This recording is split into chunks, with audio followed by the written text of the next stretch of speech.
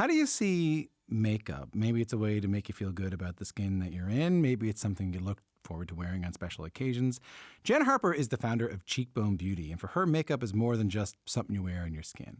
It's a powerful tool to tell stories, to celebrate culture, to make people feel seen and valued. And this mission came to Jen during a period of reinvention about 11 years ago where, and I find this story so interesting, she was lying down and starting to think about what she wanted to do with her life, and something came to her, a dream that led to her founding her company, Cheekbone Beauty. It was $500 in her pocket. She set out to make that dream a reality. And after many, many, many years of hard work, well, Cheekbone Beauty took off. It's now sold in the big Sephoras across Canada. It's won all kinds of awards. Jen's won Chatelain's Woman of the Year to Canadian Business New Innovators list. It's a really remarkable story, and I'm happy to say here to talk about it is Jenn Harper. How are you? I'm good. How are you? I'm good. Thanks for being here. Congratulations on this incredible success story. I'm going to put the boat in the water and let you row it a little bit here. Okay. So, take me back to that time, that period of reflection and reinvention that you were sort of in, not shortly before you had that dream about Cheekbone Beauty. Like, sort of where you were in your life. 2 months prior to this dream, which is, I really think, such a critical piece to the story because this doesn't exist without my journey into sobriety. I got sober November 26, 2014, and then 2 months later, I had this dream with 3 Indigenous little girls. But the backstory of then is like my life was a mess, to be quite honest. Really? When you are suffering from an addiction, mine was to alcohol, it just creates so many problems. And my husband had finally said, like, I'm going to leave and take the kids. And the kids were still pretty little. And it was, I think that was a wake-up call. There were so many things. Like, there had been a lot. I had really a serious addiction to alcohol for many years, but that last year of 2014 got really bad and really hard. How was the getting sober? It's wild because I went to rehab for the first time in 2009 and then again in 2010 and then literally had relapse after relapse right up until 2014. And I think the fact that my husband said that was a wake-up call. And again, when you struggle with addiction, you find yourself in a lot of situations that you don't want to be in, whether it's in trouble with the police, whether it's like making a mess of your life and your family. It's such self-destruction. But I had literally felt like for many years, like this is hopeless, that there was no way out of it, that I could not recover from alcoholism. And literally had that moment where I was literally talking to God, like it was going to be over. It was, I'm done. And I clearly couldn't get sober with thinking of all the resources. I've done everything. I went to rehab, AA, tried all the programs. If that's not going to work, what could, right? Nothing could. Yeah. And it's very, I know we all have a different belief system, but it was literally a moment where I recognized that I couldn't do it on my own, that I had to believe in this. And I was raised as in a Christian faith, and so I knew that this existed. But maybe I just didn't really believe that this creator of the universe could personally help me, to be quite honest. So this is part of the story where it's like, no, I woke up that day and I believed, because I said I knew I couldn't do it on my own. I knew that I needed this help beyond what is normal to humans, kind of thing. So like that deeply moment of like, this is make it or break it. And it's wild. When I think about going back to that place, I literally, I feel this is such deep within me is this, it was this idea that I knew that I couldn't do it on my own, and that I was finally being like this really vulnerable and weak in saying that I needed the help of God to help me get through this. And honestly, never have had a craving of alcohol since that moment, except for 1 week, 6 months later. And that's a whole nother really long story, so we won't bore you with that. But it's like, it was, and that 6 months later was to show me that, don't worry, I have your back on this forever.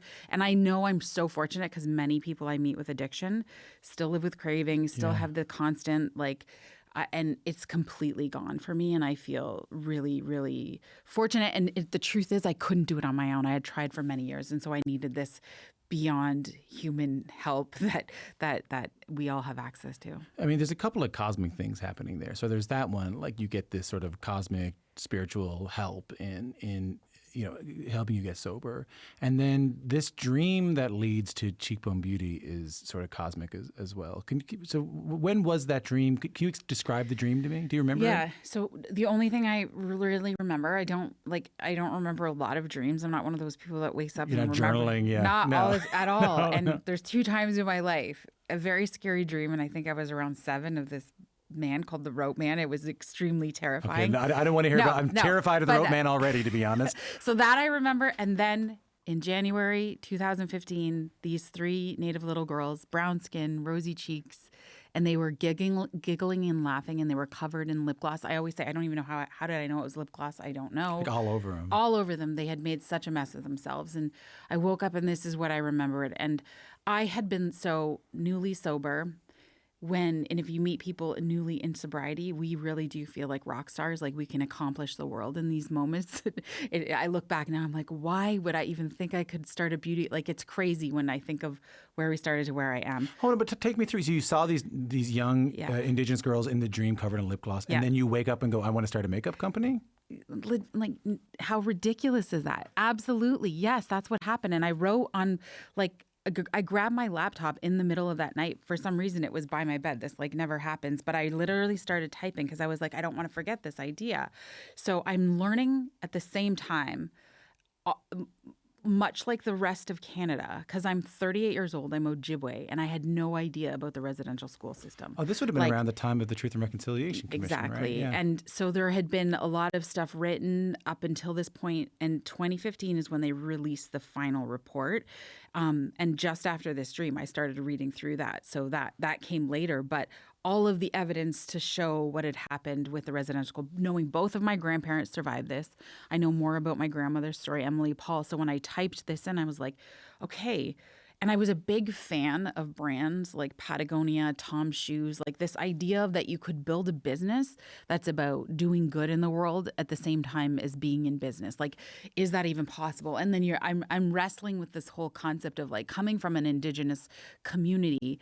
So many times we look at things in the world that men have created as really bad, especially business. So I was like, how can I like show that doesn't have to always be bad? Like there's good that can come out of this. And so those were like the early ideas. And that was that night I literally typed out, make a lip gloss, use a portion of the profits to create a scholarship in honor of my grandmother.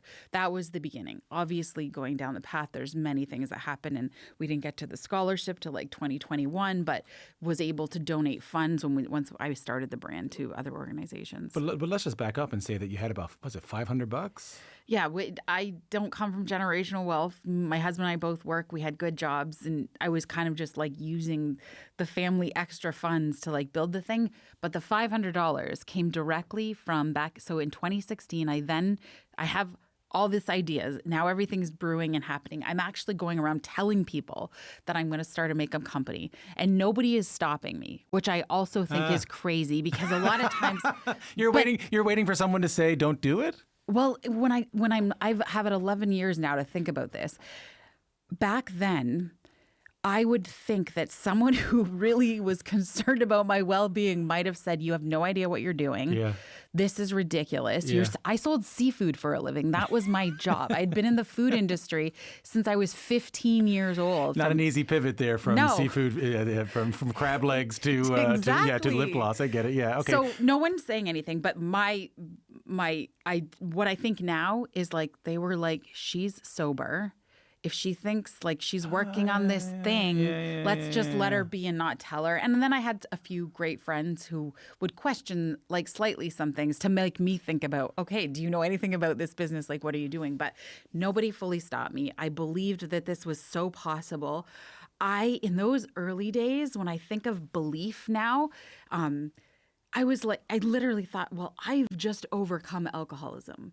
I can do anything. Like, I legitimately thought that. And I think most of us in life, we just stop ourselves from doing things because the intellectual brain kicks in and you're like, what do you know about that? You don't know anything about this. Stop it. Yeah. But this idea of being delusional is literally entrepreneurship in itself. Like to see something birth out of nothing is wild. And I remember a few years ago standing when we launched into Sephora Canada, I'm standing in Sherway Gardens with this team of Sephora folks. The mall just decided to try. Yeah. And I was like, I literally had a moment like, you guys, that was in my head. And all I had was this $500. So I went into this entrepreneurship program for Indigenous women. It happened to like pop up on a Facebook feed. I was like, I'll apply for that. It was 12 weeks. And it literally was like grassroots. How do you write a business plan? What is your value? All of the super basic things about business now. But hold on. Why like, I understand the dream. Were you like a makeup obsessed person growing up? Did you care about makeup? Did makeup mean anything to you? I've always loved beauty products. And when I think about, why would I pick makeup? Because when I thought about it afterwards, and I was like, okay, now I'm in it. I had the dream. I love this idea. And I was like, okay, if I'm going to do this thing and still sell seafood during the day, 9 to 5, Monday to Friday. You had to keep the day job, and right? Exactly, until I made enough money to leave it. But I was like, I have to really love the thing. And I'm like, I love beauty.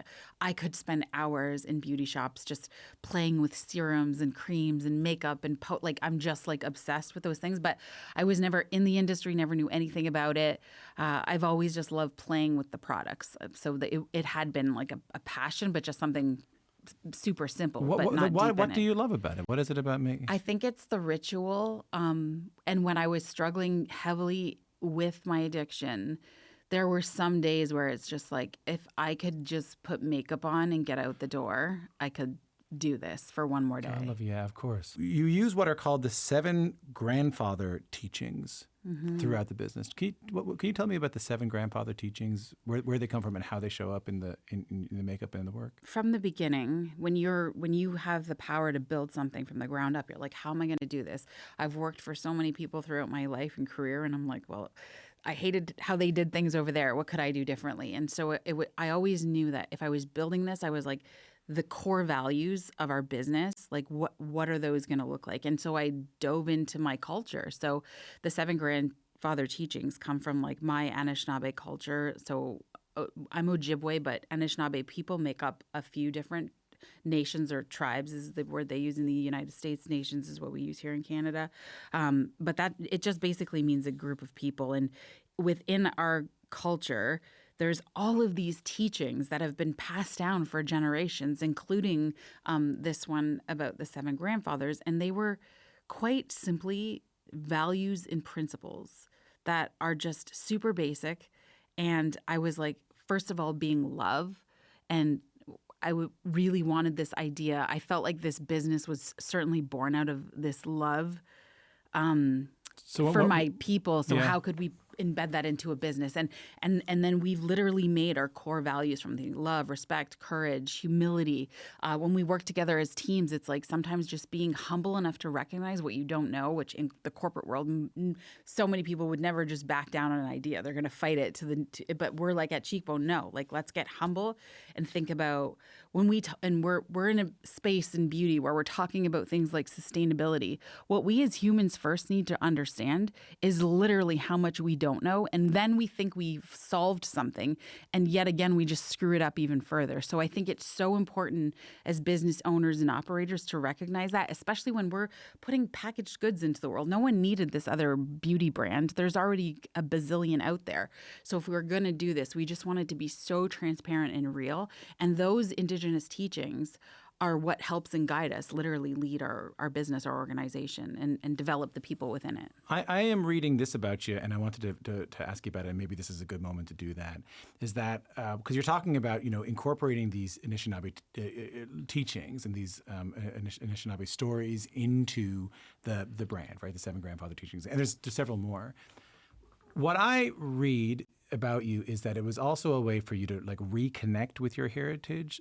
If you don't mind me asking, like, were you a little bit distant from your indigeneity before this? Yeah, absolutely. So as a young person, my dad lived in Toronto, And I got to visit because we're literally a Greyhound. If anyone remembers Greyhound, it used to literally leave St. Catharines and come to Toronto. Yeah. And my dad lived in all over the city, but for the last years that he was here, it was in Scarborough at Gabriel Dumont, which is like a native public housing place. And I actually lived there with him in my grade 6 year of school.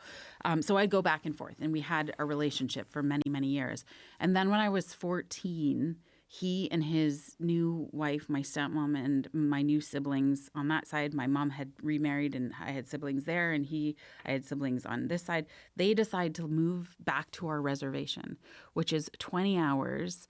Northwest Angle is my community, 33, in Lake of the Woods near Sioux Narrows, Kenora, Ontario. So pretty far away. Very far away. And so at 14... And it's only years of therapy that I now know what this is, like serious abandonment. Like no one had ever asked me if this was okay, and who's going to ask their kids anyway? No one did that back in our day. But so just really struggled with that after my dad had left our relationship started to fizzle out just because I think of distance. And then I knew my dad had his own personal struggles with addiction, and I had never seen it my entire life until I was 19. I moved back here to Toronto to go to school and work, and my dad had come to visit, and I had seen him in full-blown addiction. And I decided at 19 that I told him, no, I don't need you in my life. You haven't been here since I was 14. And I look back as an adult and I thought it's a really bad decision that I made, because I really ended and fizzled out not only my relationship with him, but all of my Indigenous family, which is horrible. But it's hard to blame you, though, to be honest. You know what I mean? I was a bitter young person who, wasn't into critical thinking back then or anything. Well, you were dealing with. Totally dealing with lots of stuff. But gratefully, when I got sober, and even before that, my brother, BJ,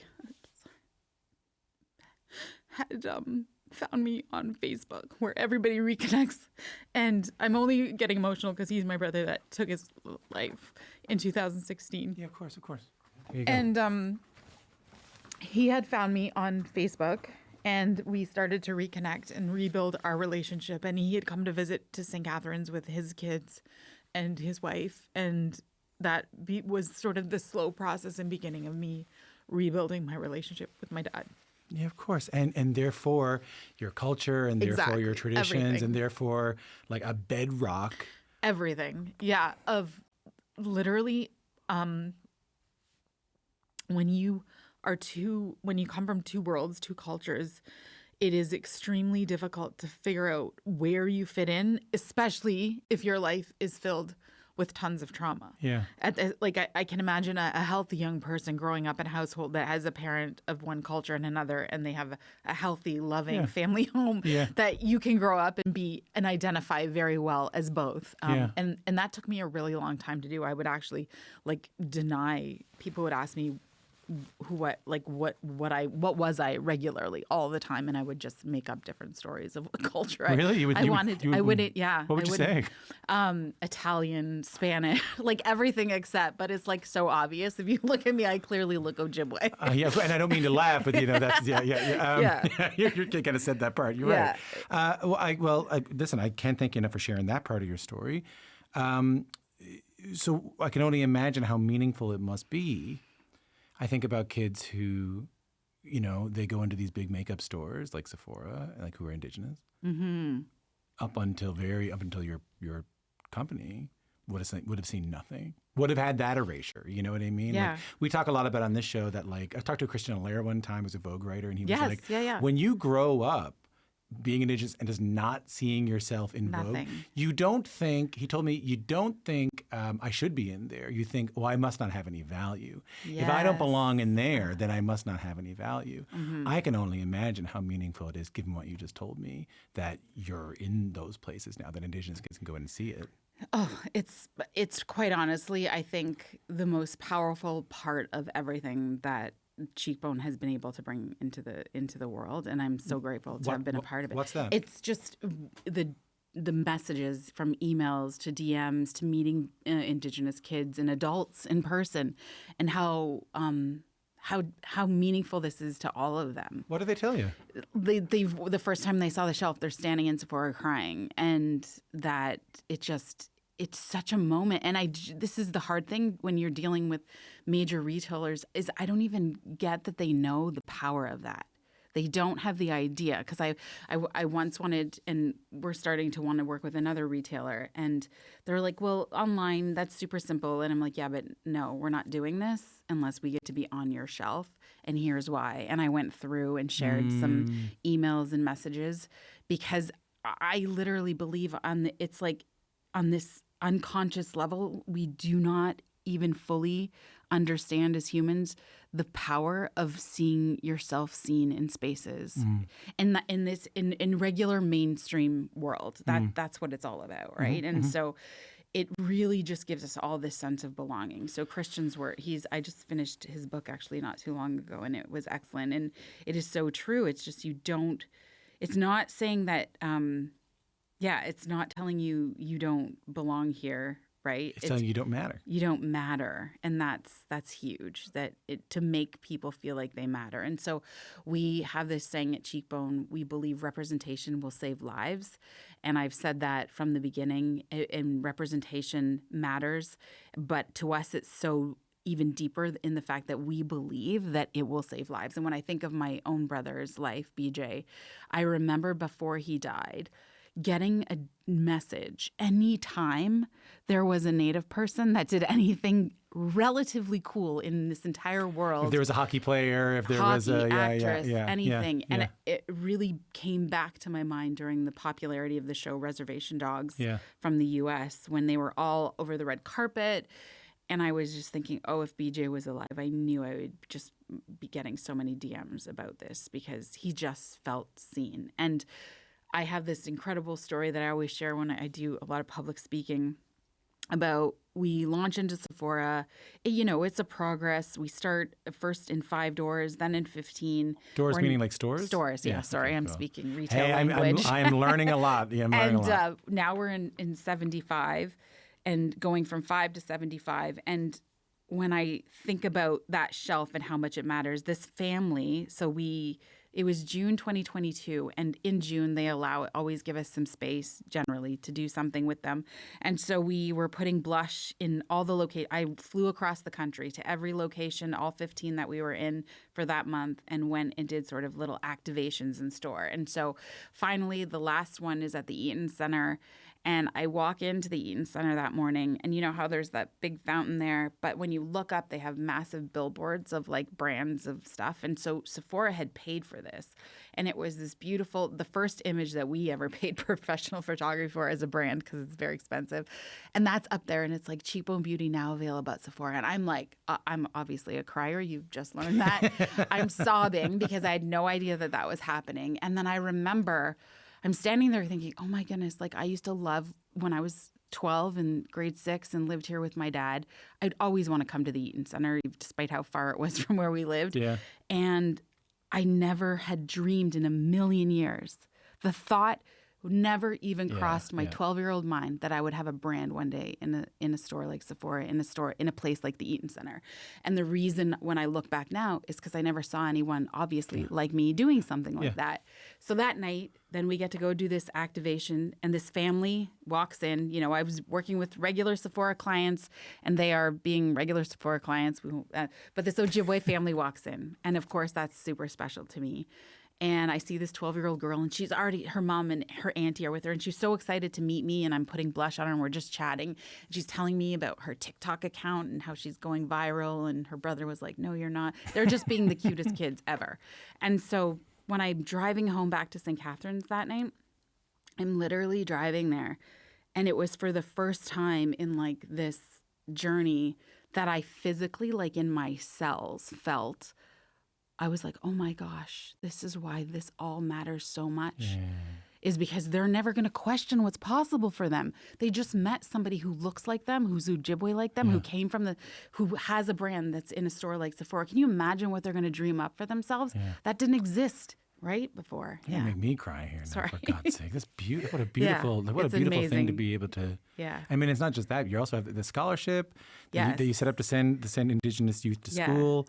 I got to tell you, like it does sound like this has been both. I mean, it's going to help so many people, but it sounds like it's also really just helped you. Oh my God. Yeah. It's been the best decision I think in my life I've ever made. It's hard. It is so hard. I always want to make sure this is prefaced for any, especially when I'm talking to Indigenous youth. Like, don't get like, this is not easy. It's super hard. Tell me, say that. Yeah, really? Yeah. Oh, if you're not, it's a roller coaster. And there's been, I'll share publicly, and I have this year that 2024, our fiscal, we almost had to close. Like, it was that bad. It was so hard. Like, we were not doing well. Proudly, we just ended our fiscal and we are profitable by, a couple $1,000. Turned it around? But we turned it completely around. I have the most incredible 6 full-time employees and myself at Cheekbone Beauty. And we just hustled so hard last year and we turned the ship around. And it's amazing to be able to do that because this can't end. Yeah. And it sounds like it's been really powerful for you. I can tell. Thank you so much for coming in. What an amazing story you have. And what a beautiful way of telling it, and what a beautiful story of redemption and creating something that never existed, and that's going to mean so much to so many people in this country. Thank you so much for coming in. I really appreciate it. And we didn't even talk about the products. Just kidding. As you can tell, look at this skin. I don't even need them. No, you're a natural.